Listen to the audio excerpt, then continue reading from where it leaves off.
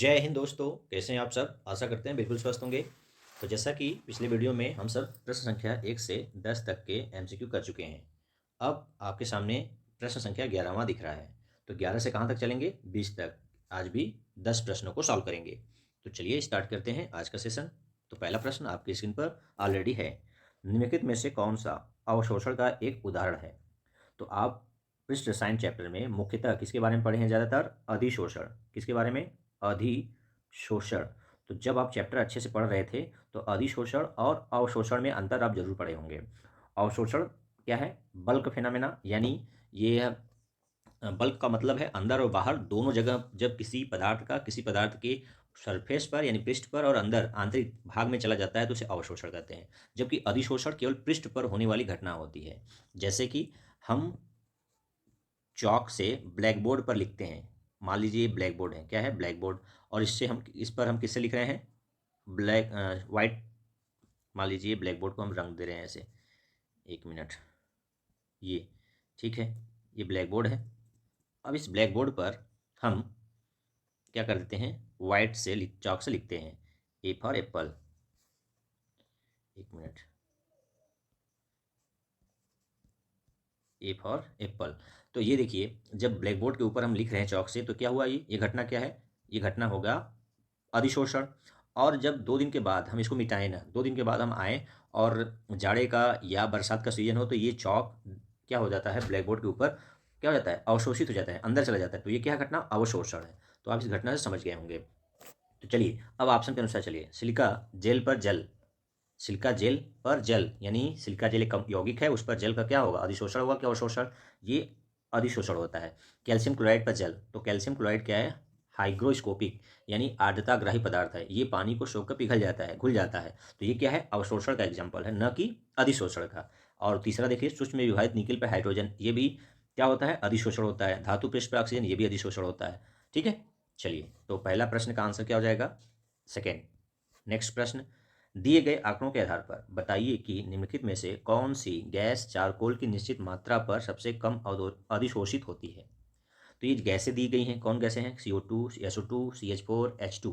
और उसके क्रांतिक ताप क्या क्या दिए हैं? 304, 630, 190, 33। और ऑप्शन में एक क्या क्या दिया है? पहला CO2, दूसरा SO2, चौथा तीसरा CH4, चौथा H2। तो सबसे कम कौन अवशोषित होगी? किस पर? चारकोल पर। चारकोल क्या होता है?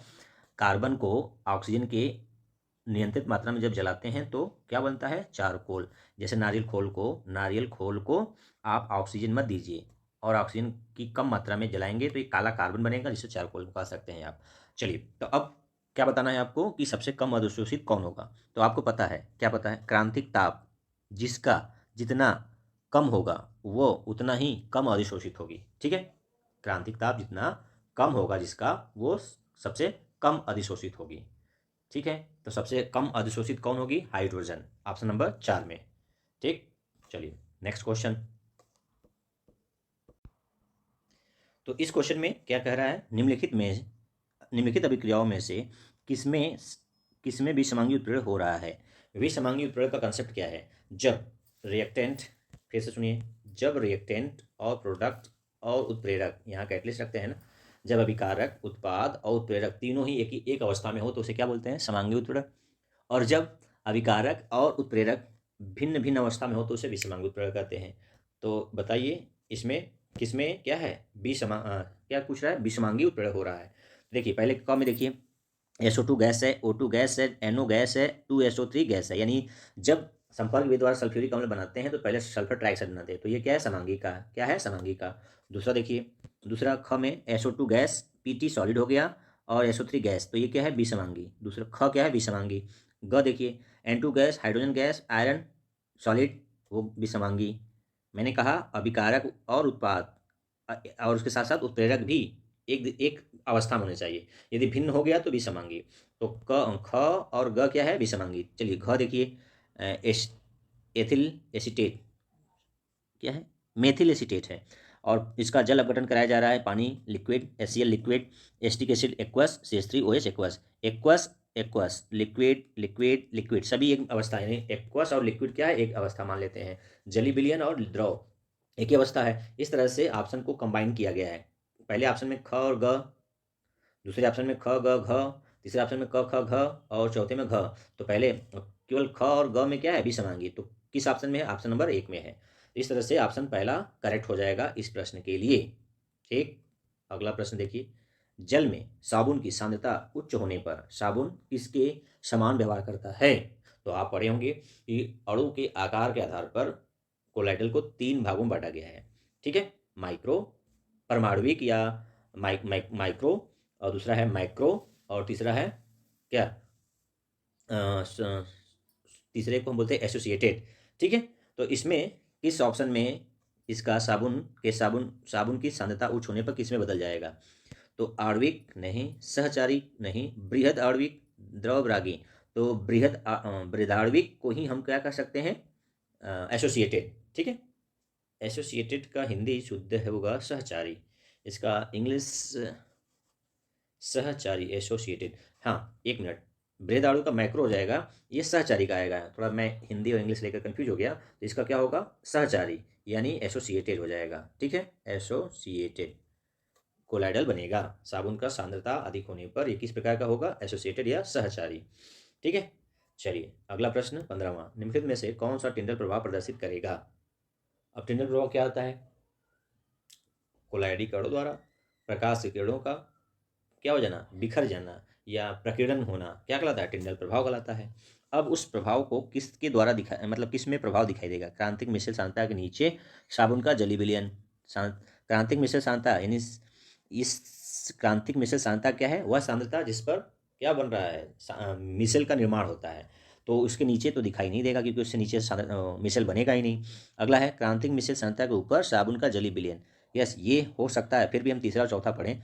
सोडियम क्लोराइड का जली विलयन, ये तो सोल्यूशन हो जाएगा, इसमें दिखेगा नहीं कुछ टिंडल प्रभाव। शर्करा का जली विलयन, ये भी विलयन है, इसमें भी नहीं दिखेगा। तो ऑप्शन नंबर 2 क्या हो जाएगा, करेक्ट हो जाएगा। ठीक है, क्रांतिक मिश्र सांद्रता के ऊपर साबुन का जली विलयन क्या होगा, इसमें टिंडल प्रभाव दिखेगा, क्योंकि वो क्या बन जाएगा, एसोसिएटेड कोलाइडल बन जाएगा। जब कोलाइडल बनेगा तभी तो टिंडल प्रभाव दिखेगा, जब तक कोलाइडल कण नहीं बनेंगे टिंडल प्रभाव प्रदर्शित नहीं होगा। अगला प्रश्न 17वां, ताजा बना अवक्षेप किसके द्वारा कभी कभी कोलाइडी विलयन में परिवर्तित हो जाता है। तो ये एक डिफिनीशन है, और उसको डिफिनीशन को इस तरह से प्रश्न बना के पूछा गया है कि जब अवक्षेप को क्या करते हैं, अवक्षेप को, ताजे अवक्षेप को, यहाँ पे इसलिए लिख दिया ताजा, ताजे अवक्षेप को विद्युत अपघट्य की उपस्थिति में, विद्युत अपघट्य की उपस्थिति में कोलाइडल में बदलते हैं। किसमें बदलते हैं, कोलाइडी में बदलते हैं। तो यह घटना क्या कहलाता है, पेप्टीकरण। क्या कहते हैं, पेप्टीकरण। तो ऑप्शन देखिए किसमें है, पेप्टीकरण, स्कंदन नहीं, वैद्युत अपघटन नहीं, विसरण नहीं, पेप्टन लिखा है यहाँ पर, पेप्टाइजेशन, इंग्लिश पूरा क्या है इसका, पेप्टाइजेशन। ठीक है, और एक होता है पेप्टाइड बॉन्ड। तो बच्चे कंफ्यूज होते हैं अक्सर कि पेप्टाइजेशन और पेप्टाइड बॉन्ड, जो एमिनो एसिड मिलकर प्रोटीन बनाते हैं, प्रोटीन में एमिनो एसिड जिस बॉन्ड के थ्रू जुड़ते हैं उसको बोलते हैं पेप्टाइड बॉन्ड। क्या बोलते हैं उसको, पेप्टाइड बॉन्ड। क्या बोलते हैं, पेप्टाइड बॉन्ड, ये बॉन्ड है। और ये पेप्टाइजेशन का मतलब है ताजे अवक्षेप को किसमें बदलना, कोलाइडी विलयन में। किसकी उपस्थिति में, वैद्युत अपघट्य की उपस्थिति में। इस तरह से ऑप्शन नंबर 4 करेक्ट हो जाएगा। ये इंपॉर्टेंट है क्योंकि ये कई बार बोर्ड में पूछा गया है। चलिए एंट्रेंस में भी पूछा गया है और कॉम्पिटिटिव एग्जाम में भी पूछा गया है। चलिए 18वां क्वेश्चन, सरल क्वेश्चन है कि कठिन, बहुत ही घुमावदार प्रश्न है ये, इसको थोड़ा ध्यान से देखिए, कन्फ्यूजन आपको हो सकता है क्योंकि इसमें एक साथ टू क्या बोलते हैं इंग्लिश में, किलिंग 2 बर्ड्स विथ 1 स्टोन, एक साथ 2 निशाना। यानी आपको इससे 2 कंसेप्ट मिलेगा। पहला, निम्नलिखित विद्युत अपघट्य में से AgI ऑब्लिक लिखा है ना, Ag प्लस सॉल्ट के लिए किसका स्कंदन मान अधिकतम होगा। स्कंदन मान, न कि स्कंदन क्षमता, ध्यान रखना है इस बात का। तो आपको पहले बता दें कि AgI और ऑब्लिक Ag लिखने का मतलब है कि ये क्या है, धनात्मक कोलाइडल है, क्योंकि ये तो कोलाइडी कण हो जाएंगे, इसके चारों तरफ क्या, किसका आयन का चार्ज रहेगा, Ag प्लस का। तो इस तरह से ये कैसा कोलाइडल है, धनायन। अब धनायन के अवक्षेपण के लिए, स्कंदन मतलब अवक्षेपण के लिए कौन सा आयन चाहिए, ऋण आयन। क्या चाहिए, ऋण आयन। अब ऋण आयन में क्या क्या है, सोडियम सल्फाइड में सल्फाइड आयन, ऋण आयन है, 2 नेगेटिव चार्ज है। ठीक है, फास्फेट में 3 नेगेटिव चार्ज है, सल्फेट में 2 नेगेटिव चार्ज है, क्लोराइड में 1 नेगेटिव चार्ज है। यदि ये स्कंदन मान पूछा है, स्कंदन मान अधिकतम होगा, तो किसका अधिकतम मान होगा।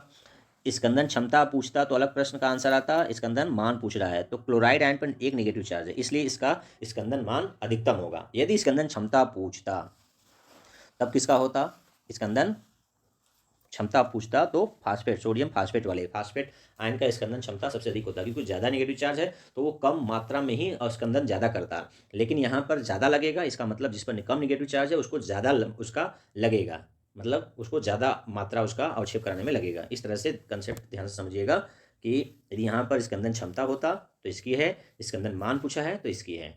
क्यों? क्योंकि धनायन के लिए ऋणायन चाहिए, और ऋणायन जो ज़्यादा चार्ज रखेगा उसका स्कंदन क्षमता कम अधिकतम होता है और स्कंदन मान न्यूनतम होता है।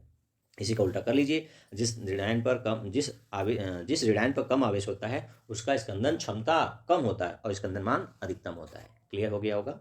आशा करते हैं कि आपको ये बात समझ में आ गई होगी।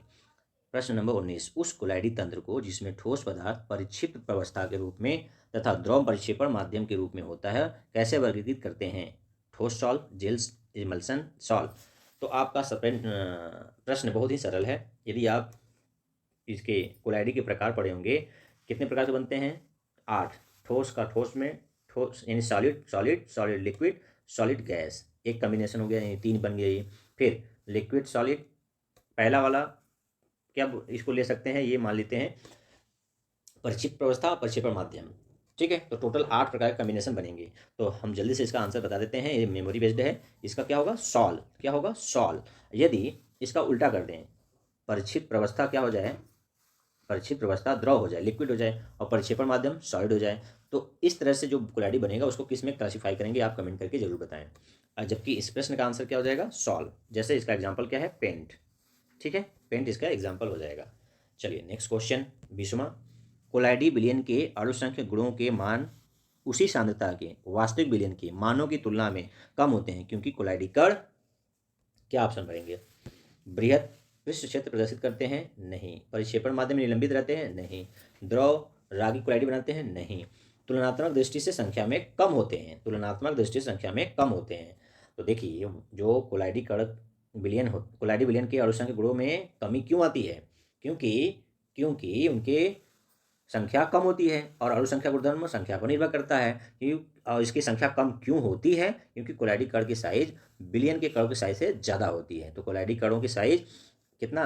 10 एंगस्ट्राम से 10,000 एंगस्ट्राम के बीच होती है, और बिलियन के 10 एंगस्ट्राम से कम होती है। किससे? 10 एंगस्ट्राम से कम होती है बिलियन के कणों की साइज।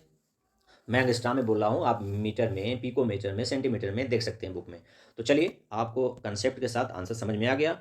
ठीक है, तो वीडियो कैसा लगा, सुझाव अपना कमेंट बॉक्स में लिखें। जय हिंद, जय भारत। आज के लिए इतना ही।